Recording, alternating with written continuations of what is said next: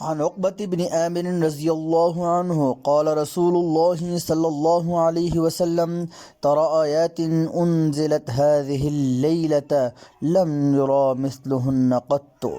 حضرت عقبہ بن عامر رضی اللہ تعالیٰ عنہ سے روایت ہے، نبی کریم صلی اللہ علیہ وسلم نے فرمایا کہ آپ کو معلوم ہے آج رات ایسی آیات نازل ہوئی ہیں کہ اس سے پہلی ایسی آیات نازل نہیں ہوئی۔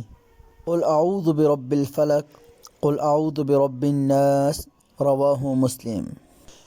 عن ابی لبابة بشیر بن عبد المنذر رضی اللہ عنہ ان النبی صلی اللہ علیہ وسلم قال من لم يتغن بالقرآن فليس منا، رواہ ابو داود۔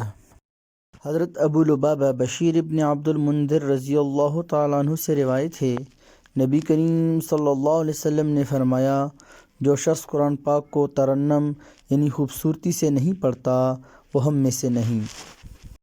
عن ام ہانی فاخرة بنت ابی طالب رضی اللہ تعالی عنہ قالت ذهبت الى رسول الله صلی اللہ علیہ وسلم عام الفتح فوجدته يغتسل فلما فرغ من غسله صلى 8 ركعات وذلك ضحى، متفق علیہ، وهذا مختصر لفظ احدى روایات مسلم۔ ام ہانی بنت ابی طالب رضی اللہ تعالیٰ عنہ فرماتی ہیں کہ میں نبی کریم صلی اللہ علیہ وسلم کی طرف گئی تو میں نے ان کو غسل کرتے ہوئے پایا۔